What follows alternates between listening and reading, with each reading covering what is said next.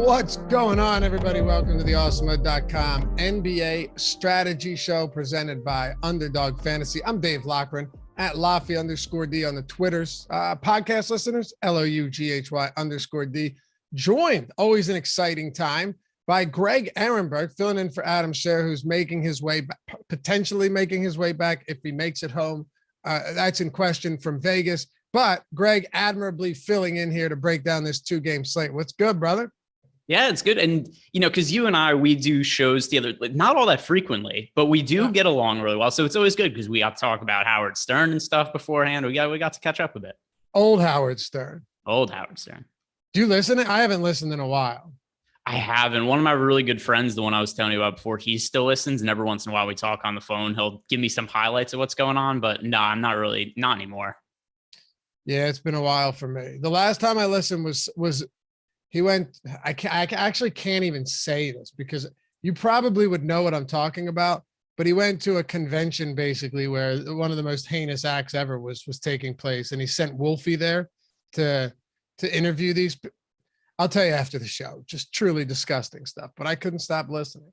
Here's the last time I listened. Actually, this is kind of funny. So my dad has Sirius in his car because that's what I got him for Father's Day last year because my dad does really like Howard Stern. So the last time I listened, I was in my dad's truck with him and Howard was interviewing a porn star and I had to sit through what to me was a very awkward car ride. I was in the car with my dad for like 20 minutes, listening to some porn star talk about her career work. And my dad just sitting there laughing like, this is kind of uncomfortable. But your dad was a fan too? Yeah. My dad did not find there to be any kind of discomfort with the interview. That's good stuff. Jaylene, I don't know how to say that, but said pre-2009 Howard. Yeah, pre-2010 because Artie was still there till December 2009. But yeah, those were clearly the days. Anyway, we got two games to get into today. Hit that thumbs up if you haven't done so yet. Appreciate all of you who already have done that. Subscribe to the channel. And if you want to join, hit join down below. Get the free super chats each month, the custom emojis, the sweet badges. Tony's iced up. So am I with the 1-year badge. And we'll always prioritize your questions and comments along with our Discord members. But more than anything, thumbs up, subscribe. That stuff helps us a ton. So appreciate it. Anyway, man, the biggest thing about this day is Joel Embiid's absence. I think he will be back for game 3. I would actually be surprised if he wasn't because my guess is he would play game 1 if he was allowed to. Yeah, it's going to come down to whether he could clear the concussion protocol, which is kind of out of his hands. But from what I understand, it's not that hard for players to kind of rig it. I know there was the old story that Kobe Bryant used to tell young players, because the way they do it is you do some kind of test. I forget exactly what they call it. And then you do that test. If you were ever to get into concussion protocol, you have to retake the test and get the same score as you did the first time. So what Kobe used to tell young players is to mail it in when you do it before the season starts and you just intentionally fail it. And then later, if you actually do get a concussion, it's easy for you to test out of it because they're always like, oh, this guy's an idiot. And then you just get the same scores. So I guess it's gonna depend how he does on those tests. So essentially, just pretend you're Beetlejuice. Yeah, yeah. Just do that. They ask you how to spell the word red, and you just say LESTER. Yeah, and then you're good. That's too good, man. I wonder if they still have those loopholes now, or if it's a little different than it used to be. But still, I mean. If Embiid can play, he will play. Is my guess. He's got to wear a mask, right? With an orbital bone fracture. I would assume we've seen him wear the mask before, and with that same injury.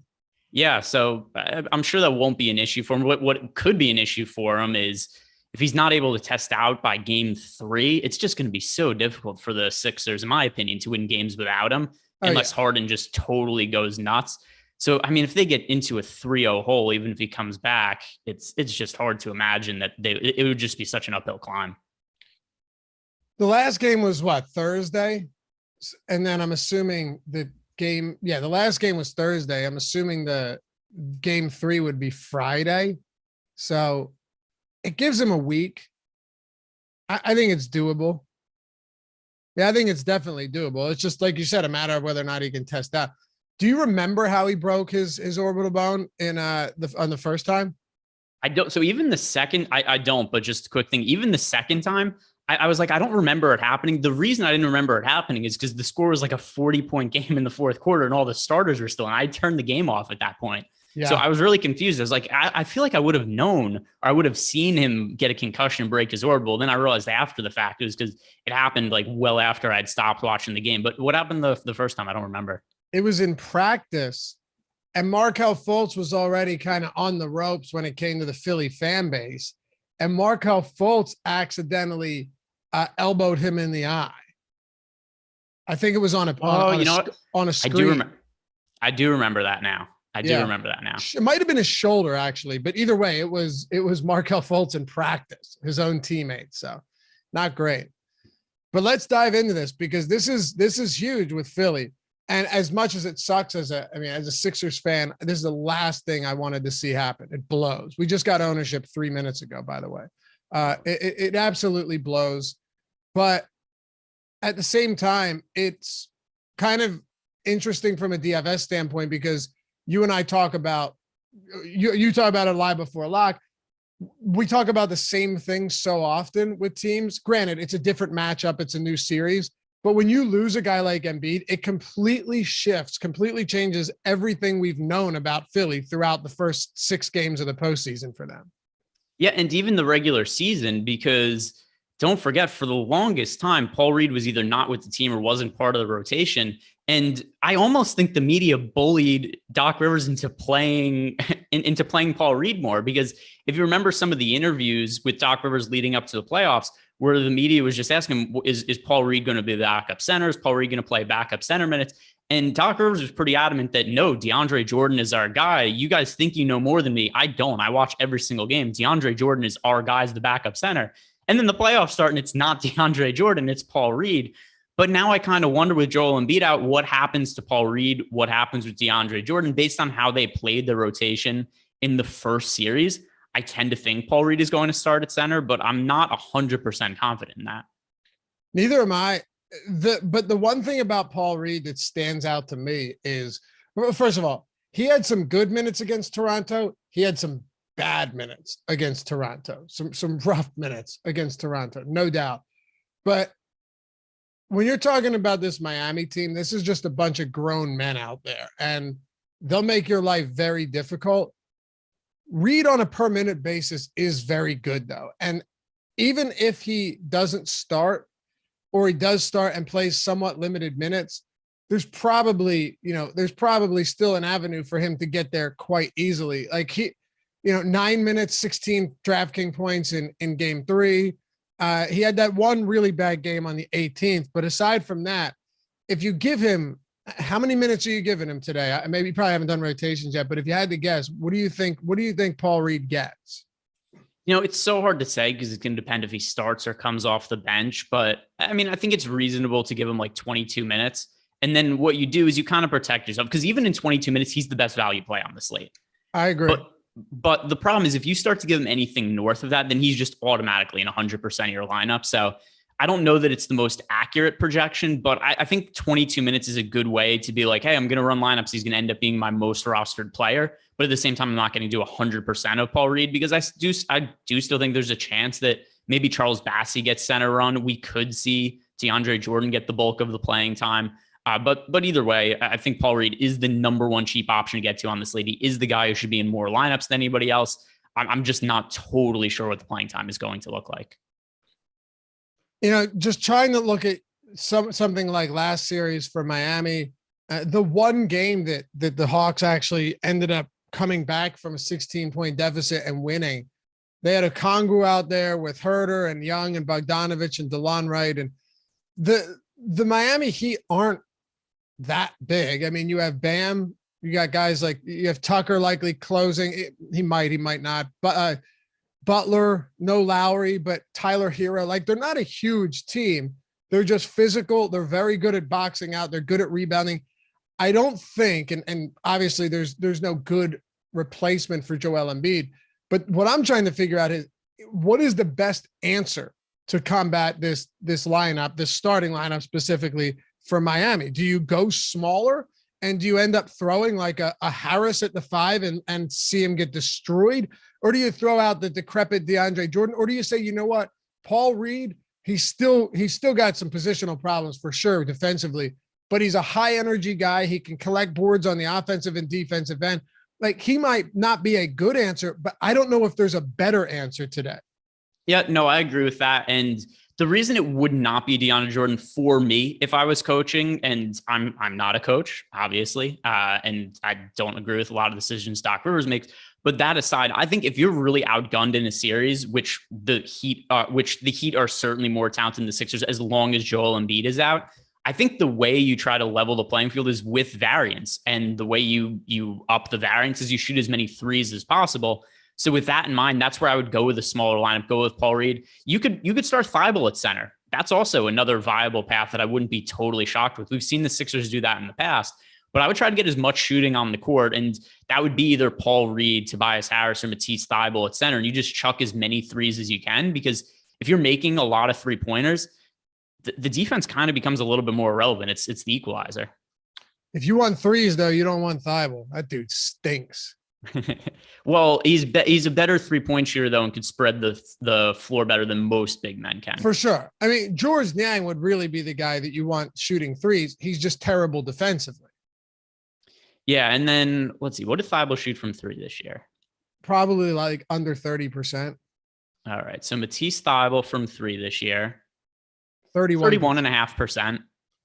Not good or anything, but that's capable enough. And once again, he is a really good defensive player. We've seen it we've seen them go with that lineup in the past with Thybulle at center. I would personally start Paul Reed, and we've got people or at least one person in YouTube chat had said, is Paul Reed going to do anything? If he starts, then we could bank on him playing mid-20s minutes. He's a really good fantasy producer. So that's what would make him a really good value option. Yeah. And I think we both said it. We really have no idea whether or not Paul Reed's going to get extended minutes, but in the event that he does start, you very seldom in the postseason are going to get a guy that's a 1.15 fantasy point per minute producer in the starting lineup, regardless of matchup. So that's just kind of the way it is. Yep. I don't think there's a whole lot more to it at this point.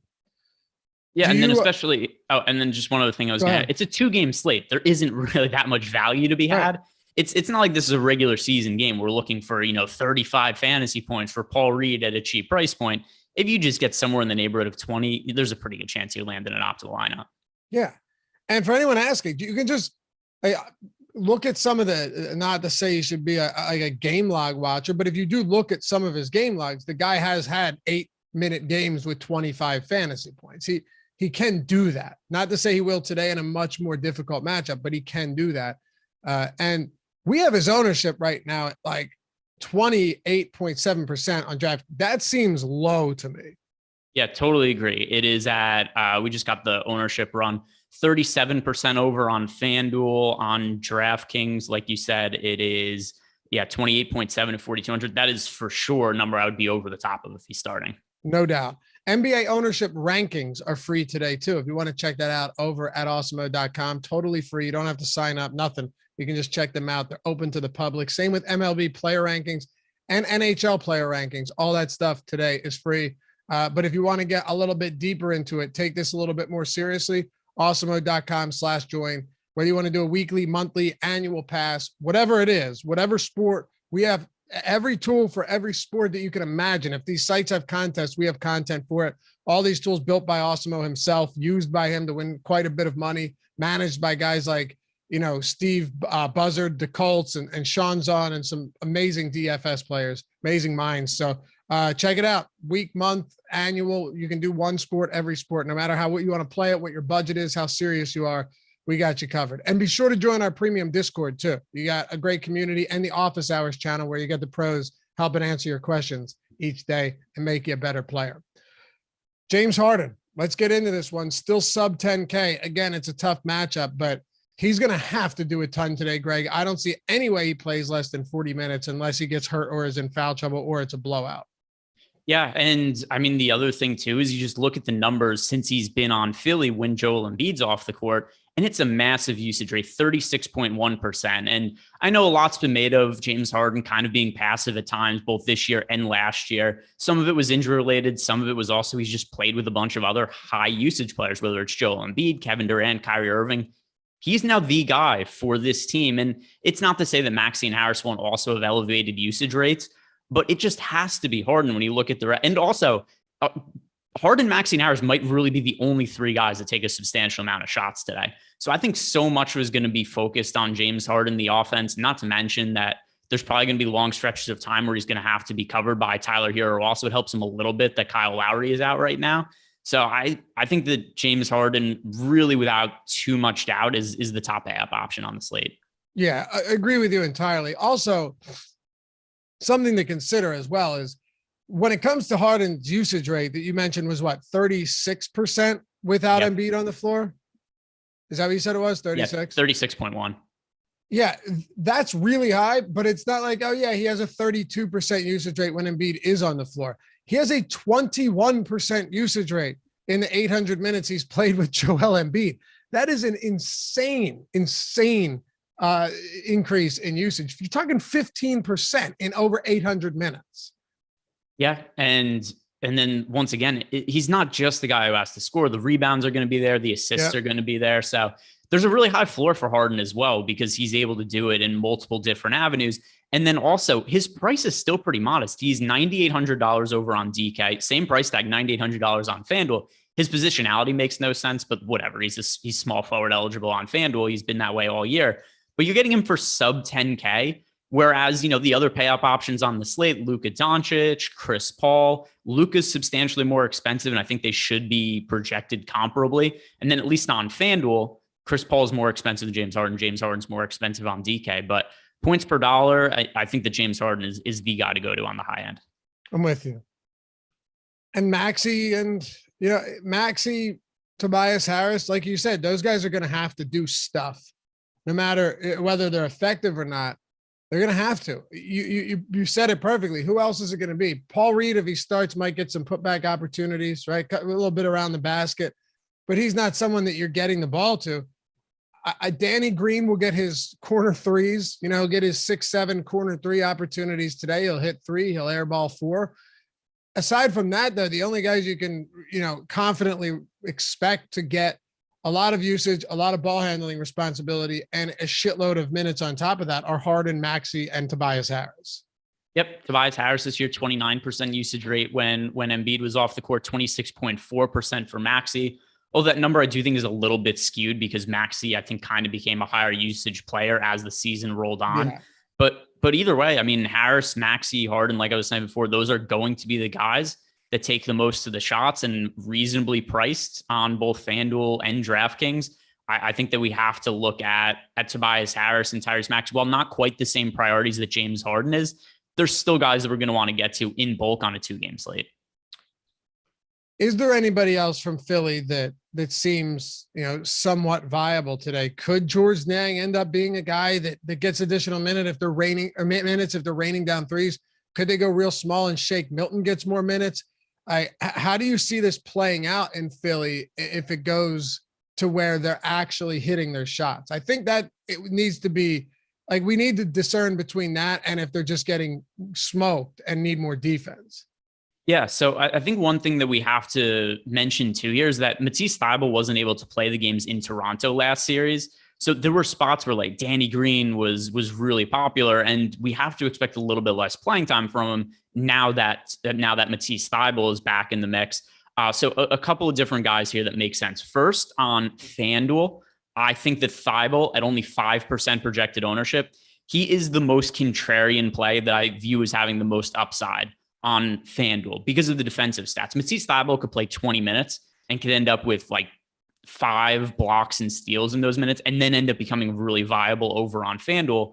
Whereas on DraftKings, if I'm looking for a punt play to get behind in tournaments, I would go to George Niang at 8% on, just like what you said before. He is somebody who's capable of coming off the bench and hitting shots. If he is making shots, and let's say the Sixers are down in the game and they need to catch up, the way they're going to have to do it is by shooting more. And I think Niang would make sense in that circumstance, but the 3-pointers are more valuable on DraftKings than they are on FanDuel. the defensive stats are more valuable on FanDuel than they are on DraftKings. So the Flyers, just to sum up there, Niang on DK, 5 on FanDuel. Okay. Ghetto Farmer Boy said Doc likes playing his vets and doesn't like to get creative. Jordan's going to play 30 minutes. He's not going to play 30, but I do agree with you to some extent that Doc oftentimes plays it conservative with his vets, but DeAndre Jordan was literally not in the rotation last series. So I don't know if he's played a single minute in the playoffs. And if he did, it would have been blowout run, right? Yeah. He hasn't played a single minute in the playoffs. Not even then. So that's the other thing. By the way, I think what Ghetto Farmer Boy is saying, it's not that absurd. It's not that ridiculous. I don't think it is either. But you can't project somebody to play 30 minutes who's been a DNP coach's decision 6 games in a row now. Exactly. And do we see things change dramatically sometimes from series to series? Yeah. DeAnthony Melton wasn't in the rotation for Memphis in the final games against Minnesota, and he played a big role and had a huge game off the bench last night. So these things definitely happen.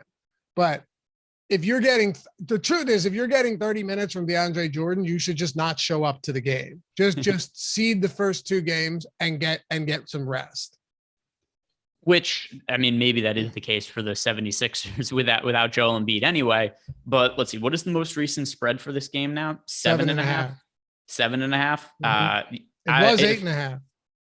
If DeAndre Jordan starts, I would probably be interested in the Heat points just because of him. Or at least Heat first quarter spread. You could probably get that at like 2.5 or 3. Yeah, that'd be an interesting one. Yeah, I'll pull that up right now. That's like something, I mean, this is well past the point, but something I started doing at the end of the year that I found success with was by looking at some of the quarter money lines. And it's the same across the board. It was a couple weeks ago, Denver Nuggets taking against them in the money line on the money line the second quarter, just because you got the start of the second quarter was always Jokic on the bench and DeMarcus Cousins playing, and they would get wrecked in those minutes every single time. I agree with you. I think that is a reasonable way to look at it. But first quarter, all right, the first quarter money line, looks like it's not up yet.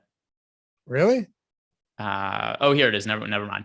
Heat minus 195 in the first quarter. The spread is minus 2.5. So yeah, if DeAndre Jordan starts, I think that's reasonable. I'll take 2.5. Yeah. I mean, even if DeAndre Jordan doesn't start, it's still something I could make a pretty decent argument for. But if DeAndre Jordan starts, yeah, because he's probably getting at least 6 minutes in the first. All right. Before Doc Rivers goes, what have I done? What mistakes have I made? Why does Spoelstra keep listing this entire team as questionable? I'm getting tired of this shit, man. Well, because a lot of them haven't been playing even in the playoffs. That's but come on. Like, okay, Lowry's out, right? I know Butler and Hero. Was Hero out that game too? Or did he play? So last game, by the way, most of these guys are listed as probable, not questionable. It is still weird though, but they got upgraded. So we have. Oh, they weren't upgraded this morning. I looked around 8:30. So the newest report must have, or the right before 8:30. Let's see. So it came out. I think it's just they're expected to play. Yeah, they are. That's what I'm saying though. They're all like Butler and Hero days ago said, yeah, we're good. We're fine. But to your point, officially they have had Butler, Hero, Strus, Tucker, and Caleb Martin and Markieff Morris all in the injury report. And then of course, Kyle Lowry is actually hurt. He's out. Right. Yeah. These other guys, I hear your point though. They're going to play, but it is like, why even list them on the injury report? Like Tucker hasn't missed a game. So I don't know. It's unimportant, but I wasn't even about to list all of them today on the run sheet. Just Lowry and I think is it Strus or Vincent that actually seems to be one of them actually seems to be quite like legitimately questionable, but Tucker's going to play. Butler's going to play barring any unforeseen circumstance. And then Tyler Hero, I expect to play as well. I actually want to start with Bam though. You know, you and I just talked a whole lot about how the hell is Philly going to combat them. I just don't understand how Bam's price can be where it is on this slate, and ownership's clearly reflecting that. Yeah, and I mean, part of it is Bam was hurt. Like he was legitimately hurt at the start of last series, and he was playing through it. I think it was a quad injury, if I remember correctly. But either way, it was clearly hampering him.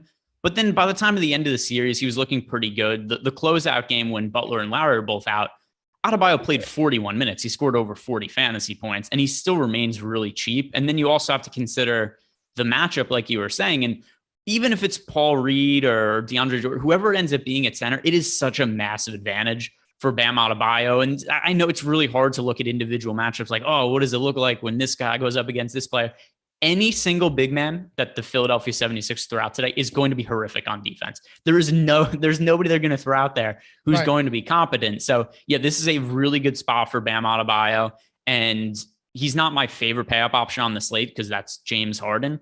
And I mean, maybe we don't even consider Bam Adebayo a pay up option because he's 73. He's $7,300 on DraftKings and $7,400 on FanDuel. So if we just consider him a mid-range play, he's my favorite mid-range play on the slate. Agreed. By far for me. I mean, it's just, and to your point though, even if they do have a good defender out there, he's going to be wildly undersized. They don't have someone with the size and the defensive acumen to be able to handle this, to handle Bam. I just don't see it. And then one other thing to add too is that Bam Adebayo is a very good passer.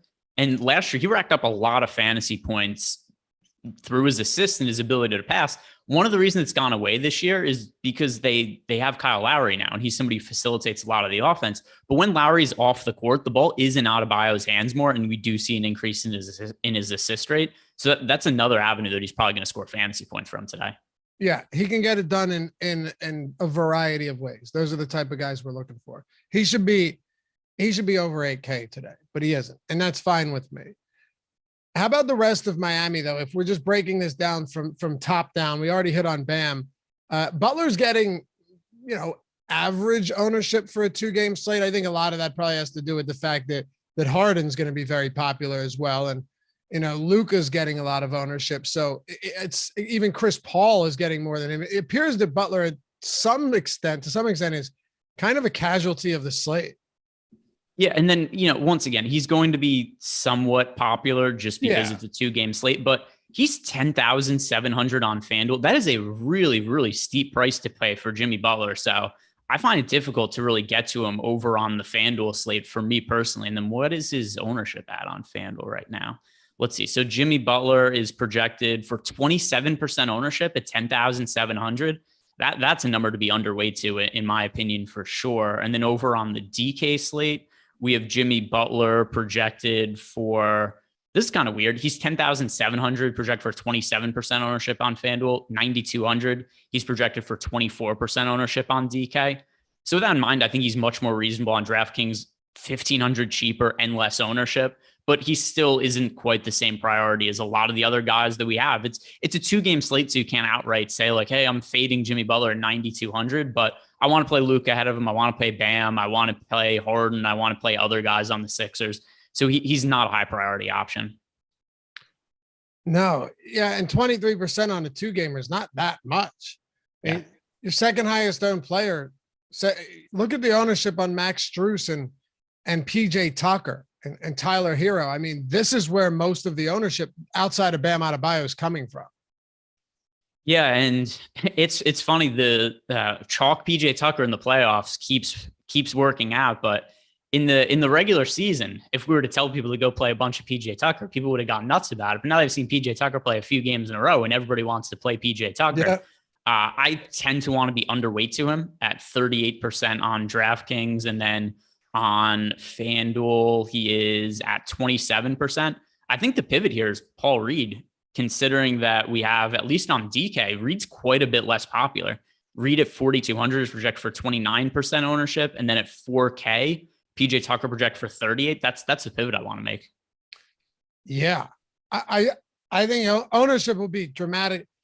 What's interesting to me is what happens if DeAndre Jordan starts. Paul Reed's ownership might come down even further, and he could still get the 20 minutes you're projecting him for off the bench. Right? Like, don't you think his ownership will come down? If he really is only going to be, what is he at? Like 27%, I think I said. Yeah.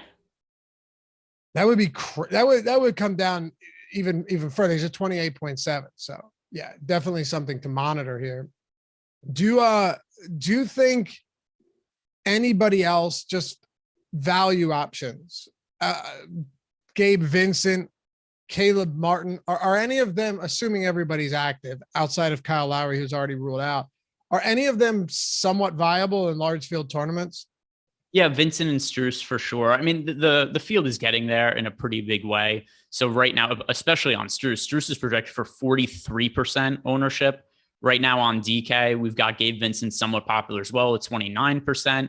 Over on FanDuel, Strus 25%, but he's also 4,900.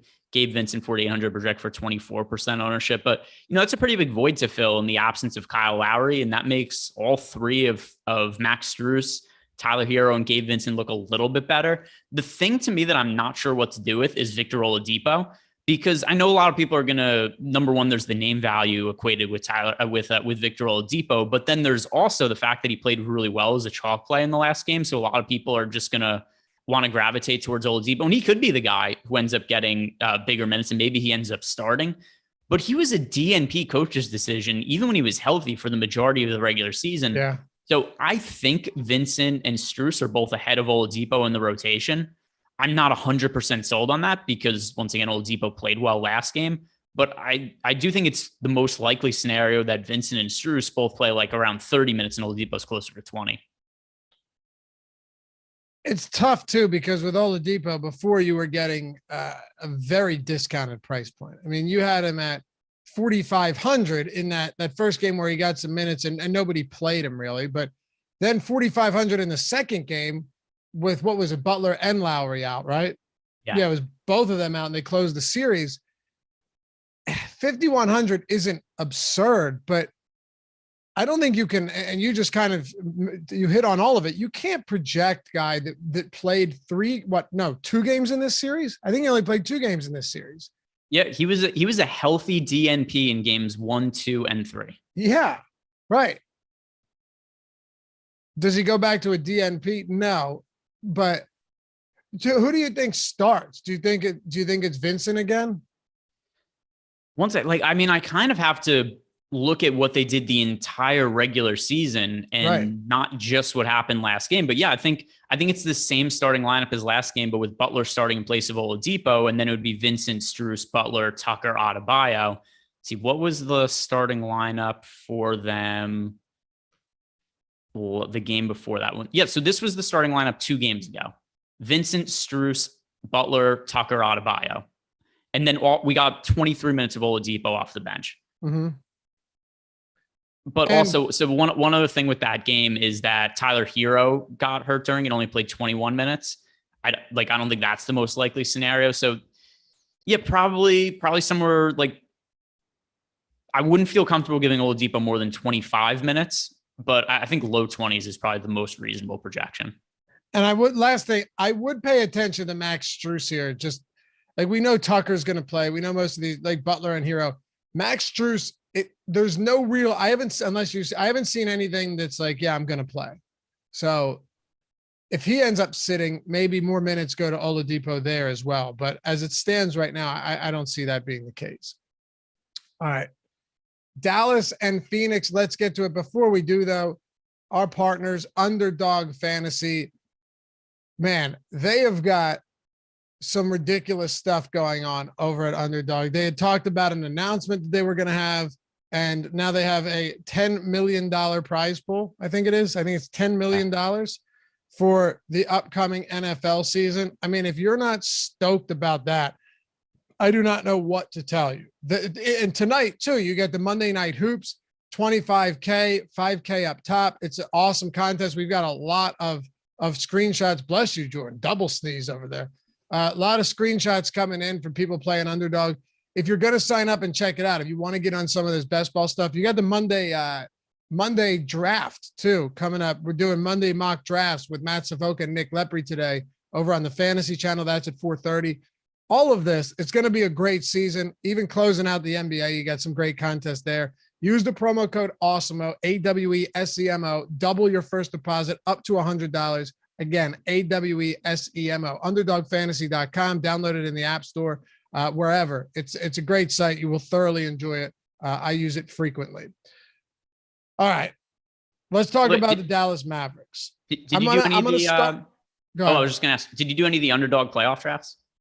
Dude, I kept forgetting. So I do one, and then I do one of them, and then I was like, all right, let me keep drafting. And it was filled up the moment after I did the first draft. So I only have one team. Did you do a bunch of them? I did do a bunch of them. I got some what really kicked my ass is I'm very high on the Celtics. So I built most of my teams around the Celtics, and I felt pretty confident they were going to beat the Nets in the first round after we found out that Simmons wasn't going to be playing and whatnot. But I didn't expect them to sweep. So I just didn't get enough points out of my Celtics guys because they won too easily. That sucks. Yeah, that's the thing about a 7-game series. Or I don't think there were any 7s, right? The most that went was 6. Yeah. Right. Yeah. Okay. I'm in. I don't know if I got through. If you look at right now, they haven't updated the scores yet, but like I have a few teams left, and it just shows up as being the Dan's quarterfinal. And it just shows you with 0 points, just 0 because it's reset. Oh, I did get in. Sweet. Cool. All right. Nice. Except I have a Sixer stack only, and I didn't do that because I wanted to. I did it because everyone just wasn't drafting guys like Harden and Maxey and Tobias Harris. They just kept falling further. And I got Luka too late in that draft, but the Embiid thing is not going to be good to me. Speaking of Luka though, the Dallas Mavericks last game, look at this rotation. If you look at what Jason Kidd did, outside of Bertans and Josh Green, each playing 2 minutes in the first quarter and never returning, you're basically looking at a 7-man rotation. I'm not saying that's the same case in in game 1 against the Phoenix Suns, but maybe the most condensed rotations and huge minutes we've seen going to starters of any team this postseason has been Jason Kidd's Dallas Mavericks. Yeah, and at first glance, I would say like, hey, I don't really have that much interest in anybody other than Luka. But then you start to look at some of the minutes, like you were saying, it's like, all right, well, Dorian Finney-Smith and Reggie Bullock both regularly play over 40 minutes. They play the whole game. Time, it's absurd. Last game, Bullock played 44 minutes. Dorian Finney-Smith played 46. They're playing the whole game. It's crazy. Which is ridiculous. And then, they have pretty modest price points.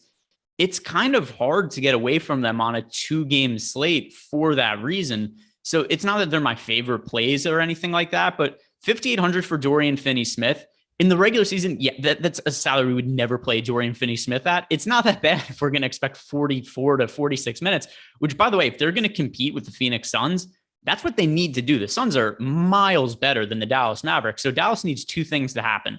Number one, they need to just play all of their best guys and just screw the guys at the end of the bench who are not particularly good. And then they need Luka to just totally go apeshit in this series. So we're going to be seeing Reggie Bullock play 44 minutes and shooting as many threes as possible. Dinwiddie's going to play a role off the bench. Brunson's going to play big minutes. So because of where Brunson's priced, I don't really have that much interest in him. But yeah, guys like Reggie Bullock and Dorian Finney-Smith and then Dinwiddie off the bench just because he has reasonable price tag. These are guys that I'm still going to want to get to just because, like you said, the rotation is so condensed. It's amazing, man. Dorian Finney-Smith is producing 0.7 fantasy points per minute in the playoffs, and he's still averaging 30 points per game.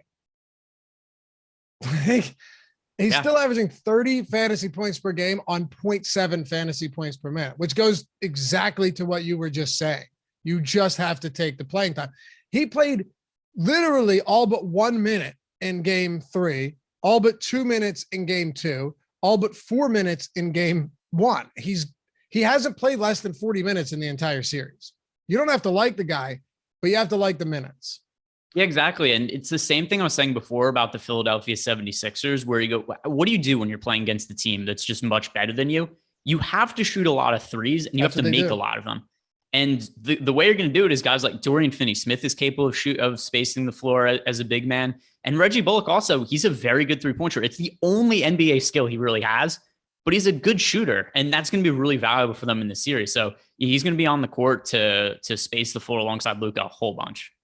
How many big runs did we see in that Utah game from Dallas when they just would knock down four threes on 4 consecutive possessions, right? Like it takes the air out of you when you're hitting them, obviously. And a lot of times they aren't. But if you look at the postseason thus far, No team is, again, exactly what you're saying. No team is attempting more threes than the Dallas Mavericks, 42 threes per game so far. They absolutely have to do that. And then you can let Jalen Brunson operate in the mid-range a little bit because he's very good there. But aside from that, it's all three-point shooter, even off the bench. Like if it's Maxey or if it's Bertans off the bench, you don't want those guys posting up, you know?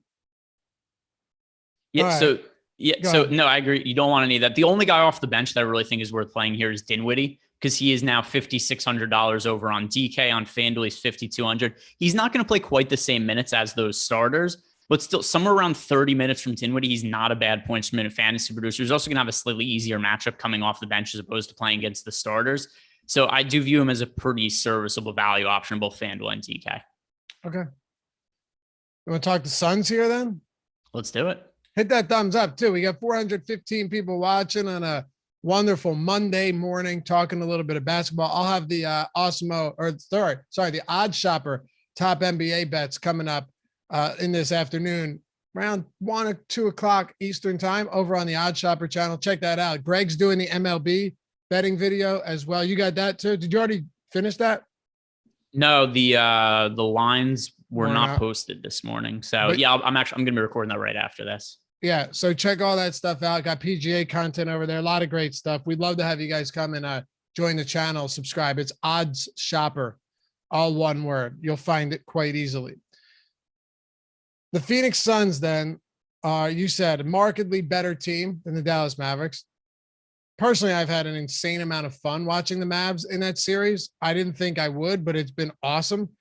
But yes, they are overmatched, especially if Booker is now back to full strength. He was definitely not entirely himself in that Game 6 closeout win, series closeout against the Pels. But let's start it with Chris Paul here, 9K plus on DraftKings at least. He is currently getting more ownership than Jimmy Butler. And if there's one thing we know about Dallas, they might not have a stellar offense. This is still a very good defense that's going to have their best defensive players on the court for arguably the entire game. Yeah, and I also think there's kind of a bias. Like any player who comes from Europe to the NBA, I think just gets blanket called, oh, he's a terrible defender. Luka's not a lockdown defender by any means, but the Dallas Mavericks have a very, very good defense, and Luka's fine defensively. He's adequate. And you just look at Dallas overall. It's not just that, if I remember off the top of my head, I think they were 6th in the league in defensive efficiency. They also play at the slowest pace in the league. So this is a pace down spot for the Phoenix Suns. I think they're the worst of the 4 teams to target today. And it's for 2 reasons. Number 1, the matchup, but then number 2, also Devin Booker is back in the fold now. And that is going to hurt Chris Paul. I know it didn't last game, but the reason it didn't hurt Chris Paul last game is because he made every single shot he took from the field. Literally a perfect game.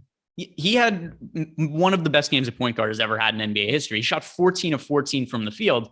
But get this, he scored 52 fantasy points, going 14 of 14 from the field. Yeah. Let's say he goes 9 of 14. That's a really damn good game. 9 of 14 from the field. But he's scoring 40 fantasy points then instead of 52. If we're taking away, like a 3 from him and then a few field goal attempts.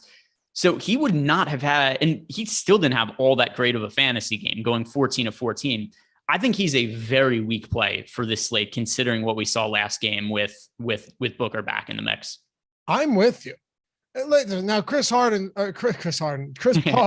I was looking up something for the Sixers, and my brain short-circuited there. But Chris Paul is always one of those guys that can just drop 50 plus on any given day.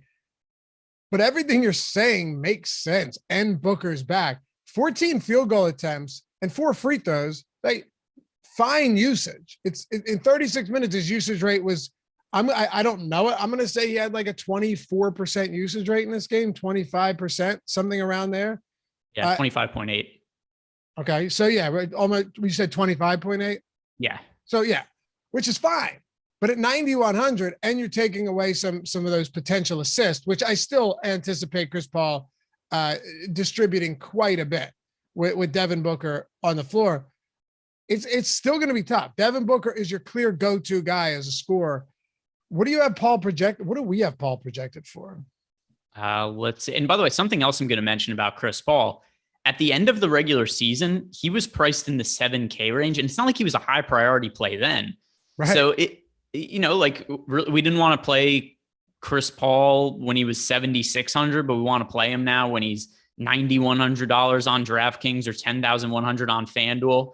I just think there's better guys to pay up for on the slate. And one of them is potentially Devin Booker. I have no clue how healthy Booker is at this point. But if we're trying to find contrarian options relative to a 2-game slate, Booker is 20% owned at 8,800 on FanDuel. So he's much cheaper than Paul and less popular. Then over on DK, we're getting Devin Booker at 8,500 at 12% ownership. There's a wide range of outcomes here. I don't know if Booker is healthy or not. I tend to think he probably isn't 100%, but I don't know that for sure. And we're trying to find leverage on 2-game slates. We're trying to find upside. It's the same thing the other day when I was pushing really hard for Jaren Jackson Jr. on a single game slate. Did I know that Jaren Jackson Jr. was going to stay out of foul trouble? Absolutely not. But I knew that everybody that was making lineups was assuming he was going to get into foul trouble.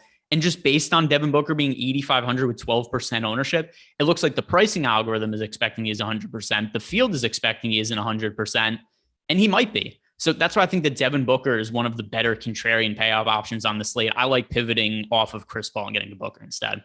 Absolutely. Who do you like better, Butler or Paul? At their current ownership, they're $100 separate on DraftKings. Butler for sure. I do too. And, people, and you look at like Paul and Harden, if you're going, yeah, well, Harden's got a really tough matchup too. Yeah, but, or Harden's got a tough matchup. Chris Paul has a really tough matchup as well. He's a harder matchup.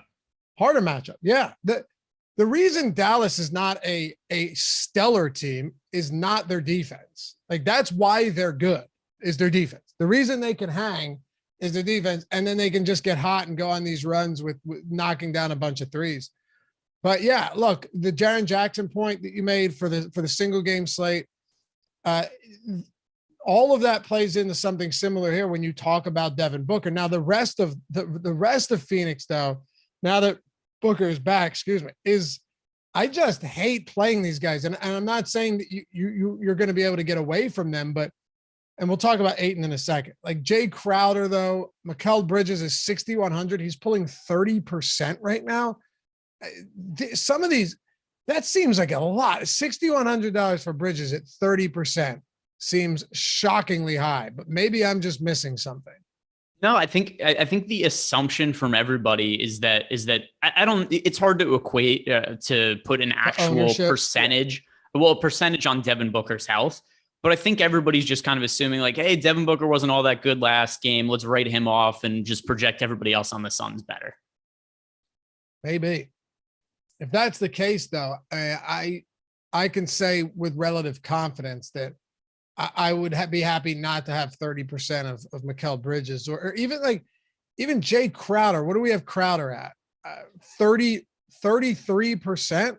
I get that he's inexpensive, Greg. All of that's understandable, but he hasn't had a 30 fantasy point game in the series, and he played a handful of those without Devin Booker. He didn't benefit much without him. I don't really see how he benefits much with him, even though, and his price has come up a little bit since Booker went down and returned. I don't know. Tell me where I'm wrong here. So I agree with you on Crowder. Here's where I slightly disagree on Mikal Bridges. Maybe the ownership is a little bit high, but his minutes played in that series against New Orleans, the last 3 games, 44 minutes, 47 minutes, 41 minutes. So to me, it kind of goes hand in hand with the Dorian Finney-Smith type play where you're getting somebody who maybe isn't the best fantasy producer in the world, but he's going to play so many minutes. And I assume that he's also going to be the primary defender on Luka for a lot of the game that I think they're just going to leave him out there a ton. So I think he might play enough to still be worthwhile. Crowder, though, I agree with. Crowder, I think, is way overowned.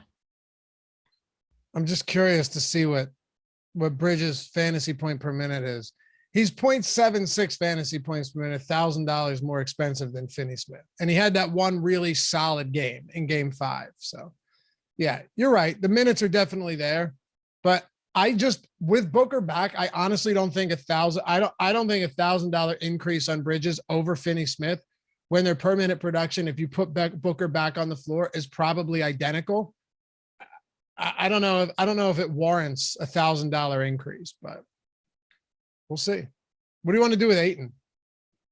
Yeah. So as for Ayton, I think he's a very neutral play. I think looking at him first on DraftKings, where he is 7,700 and projected for what is it, 34% ownership. I think that is totally fair. And then over on FanDuel, he is 8,100 project for 38% ownership with only center eligibility. I think that's a little bit high for Ayton. But on DK, I think that's totally fair price and ownership. 7,700, 34% 2-game slate.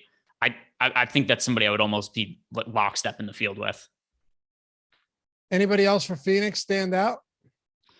Let's see. Going through, not really. You know, if you absolutely need to play somebody under 4K on DK, I think that Cameron Payne would be serviceable in that spot, but once again, would not be a priority play. Cameron Johnson, he takes a big step back now that Booker's back in the picture. I don't have any real interest in like JaVale McGee or Bismack Biyombo or whoever ends up playing the backup center minutes today.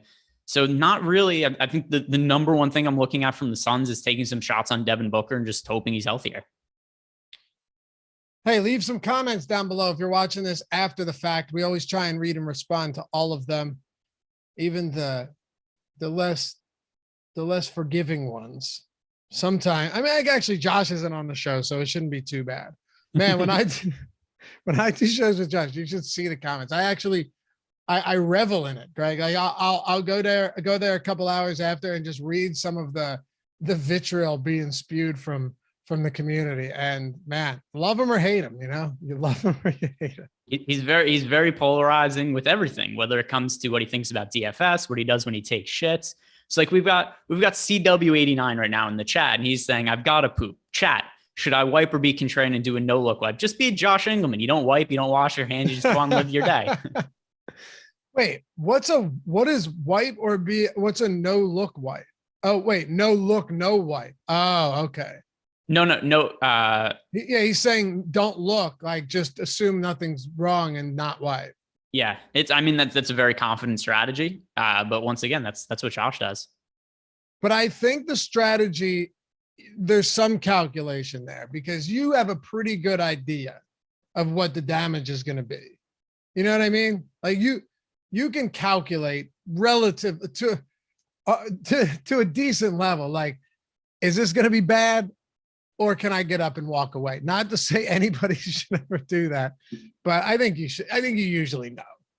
I like, by the way, this is very funny. Cameron Gay said that Josh does it just to be contrarian, which is really funny. He's just like, 100%. Here's this edge I have to wiping my ass. It's like, hey, you know what nobody does? You just spit in your hand and you wipe it. That's when nobody does that. That's a nice GPP strategy.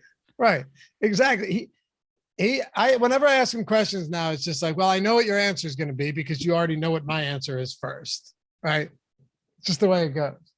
Anyway, Appreciate you guys. Hit that thumbs up on your way out. Follow Greg at G Ehrenberg, DFS, me at Laffy_D. Shout out to our boy Jordan Klein for producing as always. And stick around. MLB strategy show coming up next. We got a lot today for what's usually a slow Monday. Mock Draft Mondays with Matt Savoca and Nick Lepre. What channel is that on, Jordan?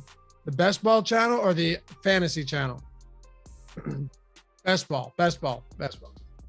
MLB Live Before Lock at 4:30, 5:30 NBA Deeper Dive, 6:30 and NBA Live Before Lock. We got you covered all day long. So hang out with us and we'll see you back here tomorrow on the Strategy Show. Peace.